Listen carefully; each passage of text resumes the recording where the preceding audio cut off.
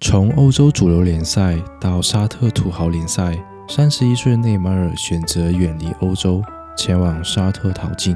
沙特联赛对他的加盟给予厚望，认为像内马尔这样的球星能够吸引更多观众关注联赛。然而，他在沙特的旅程并不顺利，甚至被一些人称为足坛诈骗犯。今天这期视频，我们就来聊聊内马尔为何离开巴黎，以及他如何在仅出场7场比赛情况下赚走上亿欧元的。在巴萨时期，内马尔始终处于梅西的阴影之下，无论他在欧冠或西甲表现多么出色，哪怕某场比赛的关键先生是他，媒体的头条依然属于梅西。尽管他与梅西是非常好的朋友，但他渴望成为真正带领球队赢得胜利的核心，而不是在梅西的帮助下捧起荣誉。他深知，如果不离开巴萨，就永远无法染指金球奖。2017年，内马尔以创纪录的2.2亿欧元转会巴黎圣日耳曼，这一纪录至今未被打破。他加盟巴黎的目的正是为了摆脱梅西的光环。此时 MSN 组合正值巅峰，冠军拿到手软，但他却在巴萨最辉煌的时刻选择离开。巴黎买下内马尔后，围绕他进行球队建设，无论是球权分配还是战术核心地位，他都是绝对的中心。与他同一年加盟巴黎的，还有从摩纳哥转会而来的姆巴佩。这位当时被视为天赋异禀的妖星，原本只是内马尔身边的助手。然而，没人能预料到，在未来几年里，他会成为内马尔在队内的最大竞争对手。17到18赛季是内马尔加盟巴黎后的首个赛季，他的表现没有让人失望，首秀便打入1球，在欧冠联赛中贡献6球3助攻。然而，巴黎在16强遭遇 C 罗领衔的皇马，最终遗憾出局。在法甲第27轮对阵马赛的比赛中，内马尔遭遇重伤，赛季最后11轮全部报销。尽管如此，他仍在法甲贡献19颗进球和13次助攻，帮助球队夺得联赛冠军。然而，这次伤病也为他在巴黎的未来埋下了隐患。初到巴黎时，内马尔与姆巴佩的关系融洽，两人经常在社交媒体上互动，甚至互相开玩笑。但2018年世界杯后，情况发生了变化。在那届世界杯中，姆巴佩凭借惊艳的速度和突破能力，给人留下了深刻的印象，成为法国队夺冠的关键人物。如果没有姆巴佩的横空出世，法国的冠军之路或许不会如此顺利。短短1个月，他从冉冉升起的新星成为世界级的巨星，而这一变化也极大影响了他在巴黎的地位。在巴黎期间，内马尔因频繁受伤和热衷于派对，逐渐失去了球迷的支持，这也导致了他与球迷的关系变得紧张。而在他伤缺的日子里，姆巴佩凭借稳定且出色的表现，逐步征服巴黎的球迷。俱乐部高层也因此开始倾向于以姆巴佩为核心，毕竟他是法国本土的球星，更符合球队的长期发展策略。2022年，内马尔在队内的地位发生了重大改变。为了留下姆巴佩，巴黎高层在续约合同中加了一项备受争议的条款，赋予姆巴佩对教练任命和转会决策的影响力。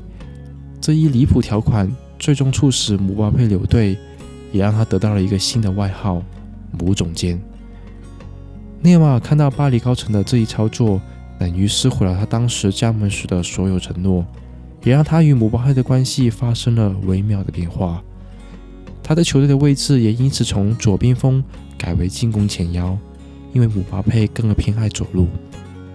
2023年是内马尔合同的最后1年，他也清楚巴黎无意与他续约，俱乐部甚至公开将其挂牌出售。然而，由于他的高额薪资和频繁受伤的体质，大多数球队望而却步。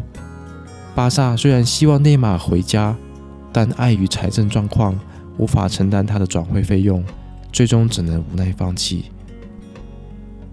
C 罗是吸引众多球星加盟沙特联赛的领头羊。随着他的到来，越来越多球星愿意前往沙特踢球。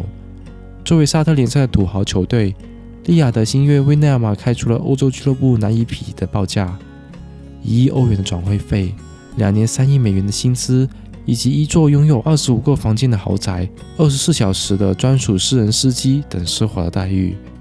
内马尔深知，只有利雅得新月愿意为他支付如此高昂价格，因此在2023年8月，他选择加盟这支沙特球队。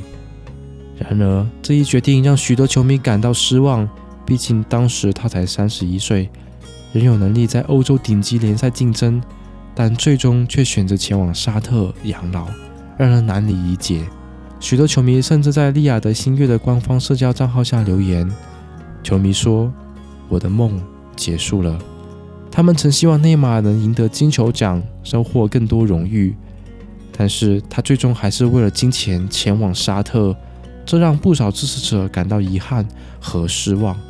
内马尔在沙特的首秀就贡献助攻，帮助球队取得进球。在沙特联赛踢球对他而言几乎没有挑战，对手的整体水平和比赛强度远不及欧洲，他可以轻松地赚取高额薪水。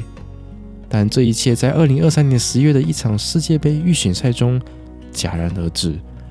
巴西对阵乌拉圭的比赛中，内马尔在一次普通的冰抢后突然倒地，表情痛苦，最后被担架抬下了场。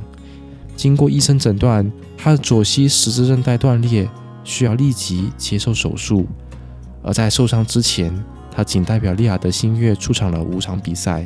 在养伤期间，内马尔依然频繁出席各种派对，不自律的生活方式导致他的恢复速度明显放缓。这次伤病让他整整缺席了1年，而在这期间，他几乎没有比赛，却依然躺赚上亿美元，比阿扎尔在皇马时还要会赚钱。因此，球迷给了他一个新的外号——足坛诈骗犯。养伤1年后，内马尔仅出场了2场亚冠比赛就再次受伤，让利雅得新月的主教练在发布会上直言：内马尔已经无法达到我们习惯的水平。加盟新月2年，他总共出场了7次，却赚取了3亿美元。足坛恐怕没有人比马尔更懂得如何赚钱了。回顾他的足球生涯，你会发现，离开巴萨后的内马尔在职业规划上几乎是一塌糊涂。如果当初他选择留在巴萨，或许能接班梅西，成为球队的新核心。如果他能更加自律，或许也不会如此频繁受伤。但足球世界没有如果，只有结果。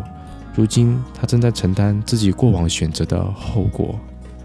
尽管如此，他仍然是巴西继大罗、小罗之后最具天赋的球员之一，他的巅峰却永远停留在巴萨的那段岁月。2025年1月底，他回到了母队桑托斯，签约半年，理由是调整状态，可以为巴西出战2026年的世界杯。至于会有什么结果，让我们拭目以待吧。这期视频就到这里。如果视频让你更加了解内马尔加盟利雅得新月的始末，请点赞分享。这里是节目节目，我们下个视频见。'Cause I've been living life right like I could just die.